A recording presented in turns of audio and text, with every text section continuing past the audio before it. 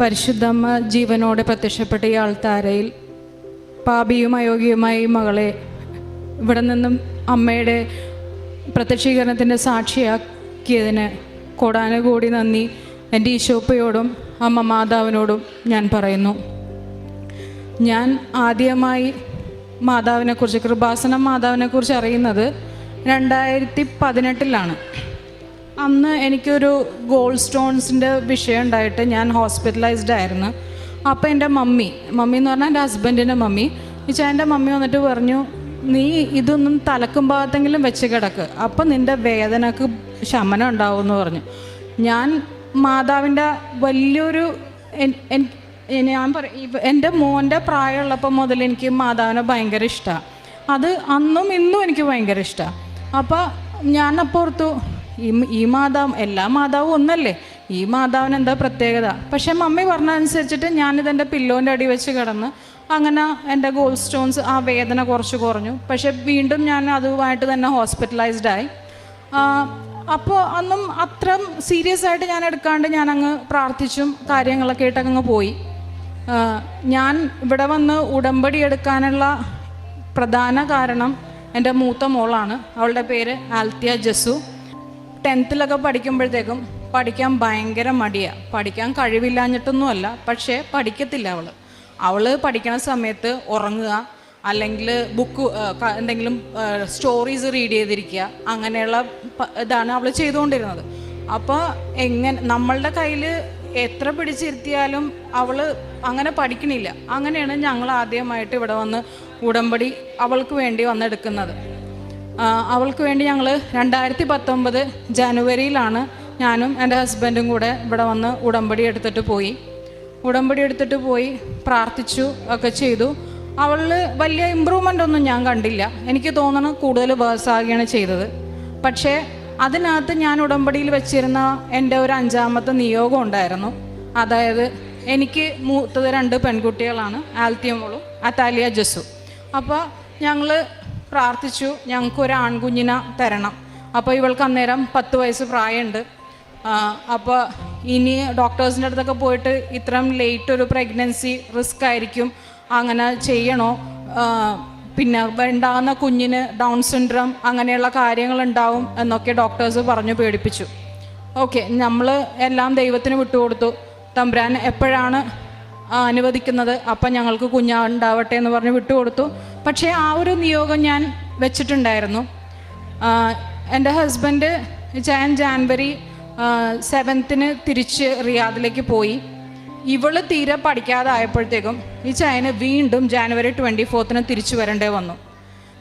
അപ്പോൾ അന്നേരം എന്ന് വെച്ചാൽ പിറ്റേ മാസം നമ്മൾ നെക്സ്റ്റ് മന്തും നമ്മളിവിടെ വന്ന് ചൊവ്വാഴ്ചകളിൽ വന്ന് ധ്യാനം കൂടണമെന്നുണ്ടായിരുന്നു. ഇന്നത്തെ ഓൺലൈനിൽ ചെയ്യണം എന്നുള്ള പോലെയല്ല.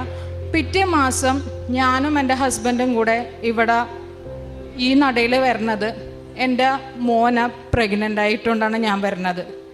അപ്പോൾ ഒരിക്കലും നടക്കില്ല കാര്യം, ചായൻ തിരിച്ചു പോയി വരാനുള്ള ഒരു സാഹചര്യമില്ല. പക്ഷെ മാതാവ് അതിന് ഒരു സാഹചര്യം ഉണ്ടാക്കി. എൻ്റെ മോള് തന്നെ പഠിക്കാതെ ആയപ്പോഴത്തേക്കും എൻ്റെ മാതാവ് അതിന് സാഹചര്യം ഉണ്ടാക്കി ചായൻ വന്നു. അങ്ങനെ എനിക്ക് ഈ മോനെ ഞാൻ പ്രഗ്നൻ്റ് ആയപ്പോഴും ഇവിടെ ഞാൻ ചൊവ്വാഴ്ച വന്നപ്പോൾ അന്ന് അച്ഛനെ കാണാൻ നമുക്ക് ആഗ്രഹമുണ്ട്, പക്ഷെ അത് നടക്കില്ലെന്നറിയാം. പക്ഷെ അന്ന് അച്ഛൻ ധ്യാനം കഴിഞ്ഞപ്പോൾ വിളിച്ചു പറഞ്ഞു, ക്യാൻസർ രോഗികളും ഗർഭിണികളായിട്ടുള്ളവരും വന്ന് അച്ഛനെ കണ്ടോളാൻ വേണ്ടി പറഞ്ഞു. അപ്പോൾ ദൈവത്തിൻ്റെ കൃപയാൽ എനിക്ക് അച്ഛനെ വന്ന് കാണാൻ ഭാഗ്യം ലഭിച്ചു. അപ്പോൾ ഞാൻ അച്ഛനോട് പറഞ്ഞു, അച്ഛൻ എനിക്കിങ്ങനെ ഗോൾഡ് സ്റ്റോൺസിൻ്റെ ഇഷ്യൂ ഉണ്ട്, അപ്പോൾ ഈ പ്രഗ്നൻസിക്ക് എന്തെങ്കിലും. അപ്പോൾ അച്ഛൻ എൻ്റെ വയറ്റത്ത് തൈലം സൈത്ത് പൂശിയിട്ട് പ്രാർത്ഥിക്കാൻ പറഞ്ഞു, വിശ്വാസ പ്രമാണം ചൊല്ലി പ്രാർത്ഥിക്കാൻ പറഞ്ഞു. നിനക്ക് ഒരു കുഴപ്പമുണ്ടാവില്ല, നല്ലൊരു കുഞ്ഞിനെ ദൈവം നിനക്ക് തരും എന്ന് പറഞ്ഞിട്ട് അച്ഛൻ എന്നെ പറഞ്ഞയച്ചു. ആരും പറഞ്ഞാൽ വിശ്വസിക്കാത്തൊരു അനുഭവം എന്ന് വെച്ചാൽ, ഇവൻ എനിക്ക് മാതാവ് തന്നത് ഒക്ടോബർ 4 അപ്പോൾ എൻ്റെ 2 പേരും സിസേറിയനാണ്. അതുപോലെ 3ാമത്തെ ആളും സിസേറിയൻ അവർ ഓൾറെഡി ഫിക്സ് ചെയ്തു. അവിടെ ചെന്ന് തലേദിവസം ഞങ്ങൾ പോയി അഡ്മിറ്റായി.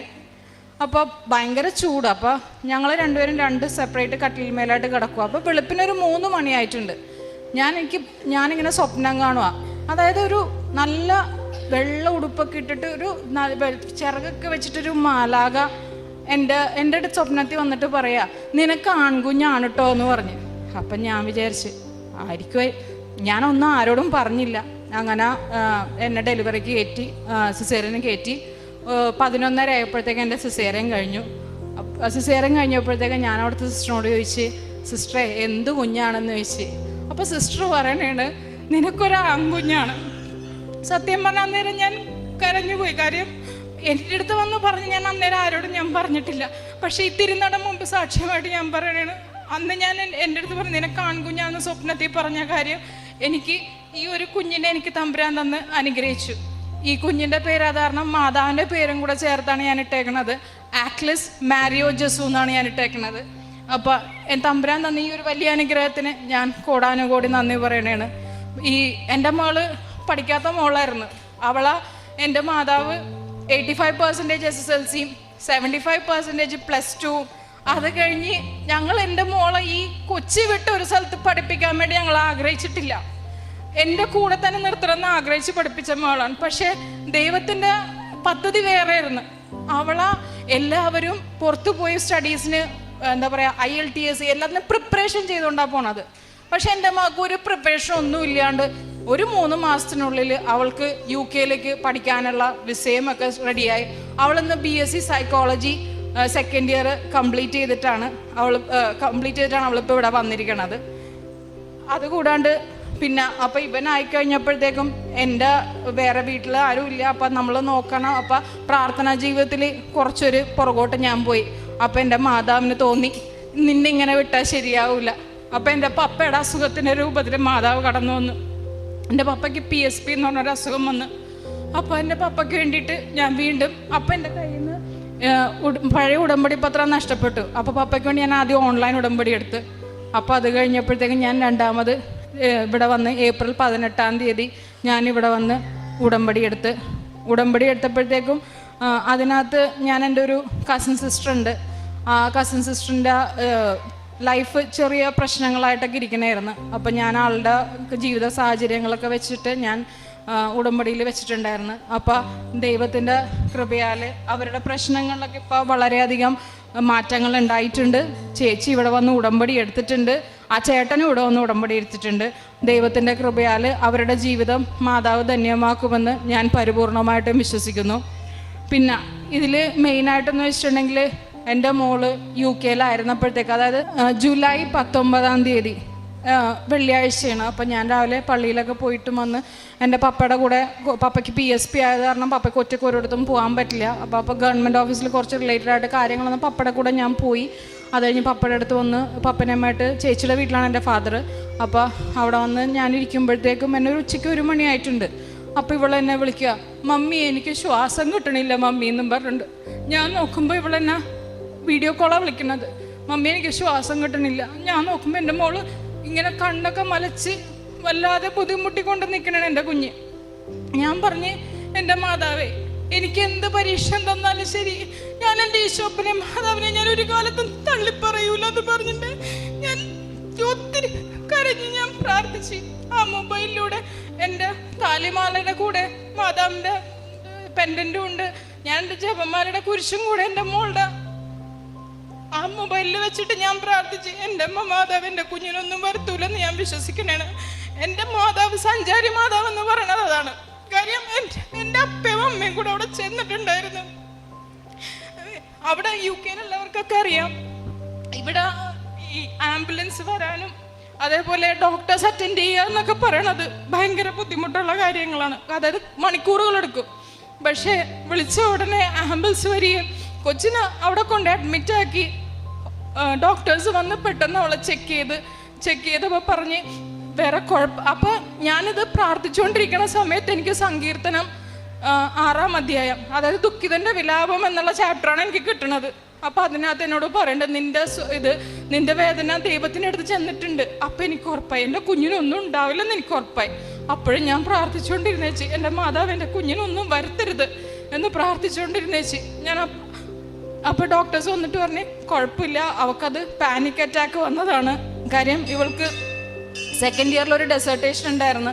ആ ഡെസേർട്ടേഷൻ പ്രോപ്പറായിട്ട് അവൾക്ക് പ്രസൻറ്റ് ചെയ്യാൻ പറ്റിയില്ല. അപ്പോൾ അതിൻ്റെ ടെൻഷനും പിന്നെ രണ്ടാമത് റിപ്പീറ്റഡ് ഡെസർട്ടേഷൻ്റെ പ്രിപ്പറേഷനും നൈറ്റ് പ്രിപ്പറേഷനും എല്ലാം കൂടി ആയപ്പോഴത്തേക്കും കൊച്ചാകെ ടെൻസ്ഡായി വറീഡായി അങ്ങനെ വന്നതാണ് പാനിക് അറ്റാക്ക്. അപ്പോൾ അവൾക്ക് ഗ്യാസസ്, അതായത് ഓക്സിജനും കാർബൺ ഡൈ ഓക്സൈഡും തമ്മിലുള്ള ബാലൻസിങ്ങിനുള്ള പ്രശ്നം വന്നപ്പോഴത്തേക്കും കൊച്ച് ബോധം മറഞ്ഞുപോയി. പിന്നെ അവർ CPR ഒക്കെ കൊടുത്തിട്ടാണ് ശരിക്കും കൊച്ച് കോൺഷ്യസ് ആയത്. അപ്പോൾ സഞ്ചാരി മാതാവും എൻ്റെ അപ്പയും കൂടെ അവിടെ ചെന്ന് എൻ്റെ മോള ഒരാപത്തും കൂടാണ്ട്, കാര്യം നമുക്ക് ഇവിടെയൊക്കെ ആണെങ്കിൽ നമുക്ക് ഓടി പോവാമല്ലോ നമ്മുടെ കുഞ്ഞിൻ്റെ അടുത്ത്, പക്ഷെ എൻ്റെ മോളുടെ അടുത്ത് ആരും ചെല്ലാനില്ലല്ലോ. പക്ഷെ ആ സമയത്ത് ഒത്തിരി കരങ്ങൾ എവിടെ നിന്ന് വന്നെന്നറിയില്ല. ഞങ്ങളുടെ പഴയ കമ്പനിയിലുണ്ടായിരുന്ന വിജുചേട്ടൻ എന്ന് പറയും, ഞങ്ങളുടെ എൻജിനീയർ ആയിരുന്നു. പുള്ളിയാണെങ്കിലും അവിടെ നിന്ന് 2.5 മണിക്കൂർ ദൂരമുണ്ട്, മീൻസ് ട്രെയിനിന് അവിടെ നിന്ന്. ആ പുള്ളി ആ കറക്റ്റ് സമയത്ത് അവിടെ ഹോസ്പിറ്റലിൽ ചെല്ലാനും അന്നേരം ഒരു റൂംമേറ്റെങ്കിലും അവളുടെ റൂമിൽ ഉണ്ടായിരുന്നതും ഒക്കെ വലിയ മാതാവിൻ്റെ എൻ്റെ ഈശോപ്പയുടെയും അനുഗ്രഹമാണെന്ന് ഞാൻ പരിപൂർണമായിട്ടും വിശ്വസിക്കുന്നു. ഇവള് ശരിക്കും ഡിസംബറിൽ വരാനിരുന്നതാണ്, പക്ഷേ മാതാവ് കൊണ്ടുവരാതിരുന്നതായിരിക്കുള്ളൂ. കാര്യം എൻ്റെ കുഞ്ഞിവിടെ വന്ന് ഉടമ്പടി എടുക്കാനും എൻ്റെ മോൾക്ക് വേണ്ടിയല്ല ഞാൻ ആദ്യം ഉടമ്പടി എടുത്തത്. അപ്പം എൻ്റെ മോള എൻ്റെ അമ്മ ഇനി ജീവിതത്തിൽ ഉടനീളം എൻ്റെ മാതാവ് എൻ്റെ മോളുടെ കൂടെ ഉണ്ടാവാൻ വേണ്ടിയിട്ട് തന്നെയാണ് എൻ്റെ മാതാവ് എൻ്റെ കുഞ്ഞിനെ ഈ സമയത്ത് കൊണ്ടുവരാനും. അവൾ ഇന്നിപ്പോൾ ഉടമ്പടി എടുത്തിട്ടുണ്ട്. അവൾ തിരിച്ച് സെപ്റ്റംബർ 17 തിരിച്ച് UK അവളുടെ ഫൈനൽ ഇയർ പഠിക്കാൻ വേണ്ടി പോവുകയാണ്. എല്ലാവരും എൻ്റെ മോൾക്ക് വേണ്ടി പ്രത്യേകം പ്രാർത്ഥിക്കണം. അവൾ സൈക്കോളജിയാണ് എടുത്തേക്കണത്. ദൈവത്തിൻ്റെ വേല ചെയ്യാനായിട്ട് എല്ലാവരെയും മനസാന്നിധ്യം എല്ലാവർക്കും ഇത് കൊടുക്കാനുള്ള ഒരു കൃപ അവൾക്ക് ദൈവം കൊടുക്കട്ടെ എന്നും ഞാൻ എൻ്റെ ഈശോപ്പയോടും അമ്മയോടും പ്രാർത്ഥിക്കുന്നു. പിന്നെ ഇതെൻ്റെ രണ്ടാമത്തെ മോളാണ്. അവൾക്ക് ടൈക്കോണ്ടോ അവൾ പഠിക്കുന്നുണ്ട്. അപ്പോൾ അവളുടെ ഫസ്റ്റത്തെ ഒരു ചാമ്പ്യൻഷിപ്പായിരുന്നു ഇവിടെ ആലപ്പുഴയിലാണ് നടന്നത്. അപ്പോൾ എൻ്റെ അടുത്ത് പറഞ്ഞു, മമ്മി നമുക്ക് പോകുമ്പോൾ കൃപാസനത്തിൽ കയറിയിട്ട് പോവാട്ടെ മമ്മി എന്ന് പറഞ്ഞ്. ഞാൻ പറഞ്ഞു ഓക്കെ നമുക്ക് കയറിയിട്ട് പോവാം. അപ്പോൾ ഞങ്ങളിവിടെ എത്തിയപ്പോഴത്തേക്ക് ഏകദേശം 12:30 മണി കഴിഞ്ഞു. അപ്പോൾ 1:30 അവിടെ റിപ്പോർട്ട് ചെയ്യണം. അപ്പോൾ പറഞ്ഞു മമ്മി എന്ത് ഞാൻ അപ്പം നമ്മൾ പറഞ്ഞു എന്നാൽ നമുക്ക് കയറി മാതാവിൻ്റെ അടുത്ത് പ്രാർത്ഥിച്ചിട്ട് തിരിയും കത്തിച്ച് പോവാമെന്ന് പറഞ്ഞു. അങ്ങനെ ഞങ്ങൾ ഇവിടെ വന്ന് കയറി തിരി കത്തിച്ചു, പ്രാർത്ഥിച്ചിട്ട് ഞങ്ങൾ പോയി. അത്ഭുതം എന്ന് പറയാനേ കാര്യം അവൾ ഇന്നേ വരെ ഒരു ചാമ്പ്യൻഷിപ്പ് പോലും അറ്റൻഡ് ചെയ്തിട്ടില്ല. അപ്പോൾ തൈക്കോണ്ടോയിൽ പുംസയും ക്യൂർഗിയും 2 ഇതാണുള്ളത്. അപ്പോൾ അതിനകത്ത് പുംസയ്ക്ക് പേർ പുംസയും അതേപോലെ ഇൻഡിവിജ്വൽ പുംസയും ഇതിന് 2നും ഗോൾഡും അതേപോലെ ക്യൂറിഗിക്ക് സിൽവർ മെഡലും നൽകി മാതാവ് അനുഗ്രഹിച്ചു. ഞങ്ങൾ പിറ്റേ ദിവസം തന്നെ ഇവിടെ വന്ന് അവൾ മെഡൽ കൊണ്ടുവന്ന് മാതാവിനെ മുത്തിച്ചിട്ടാണ് ഞങ്ങൾ ഇവിടെ നിന്ന് തിരിച്ചു പോയത്. ഇത്രയും വലിയ ഇതൊന്നുമല്ല ശരിക്കും പറഞ്ഞാൽ എന്താ പറയുക, കുറേ അനുഗ്രഹങ്ങളുണ്ട്. പക്ഷേ എൻ്റെ പ്രാർത്ഥനാ ജീവിതത്തിൽ ഞാൻ പറഞ്ഞില്ലേ ഇവനായിക്കഴിഞ്ഞ് ഇവനെ നോക്കുക. അപ്പോൾ എൻ്റെ പ്രാർത്ഥനാ ജീവിതത്തിൽ ചെറിയ ഇതൊക്കെ വന്നു. പക്ഷേ ഇന്ന് മാതാവിൻ്റെ ജപമാല 2 കൈയും ഉയർത്തിപ്പിടിച്ച് എൻ്റെ മക്കളാണെങ്കിലും മുട്ടയിൽ നിന്ന് മുഴുവൻ ജപമാല ചൊല്ലാനും സമയം കിട്ടുമ്പോഴൊക്കെ സമ്പൂർണ്ണ ജപമാല ചൊല്ലാനും എന്നും ബൈബിൾ വായിക്കാനും ഉള്ള കൃപ നൽകി. അതേപോലെ 2 ആഴ്ച കൂടുമ്പോഴുള്ള കുമ്പസാരവും വിശുദ്ധ ബലിയിലുള്ള പങ്കാളിത്തവും ഒക്കെ തമ്പുരാൻ നൽകി അനുഗ്രഹിച്ചു. അതിന് കോടാനുകൂടി നന്ദി ഞാൻ എൻ്റെ ഈശോപ്പയ്ക്കും അമ്മയ്ക്കും ഞാൻ കരയേറ്റനാണ്.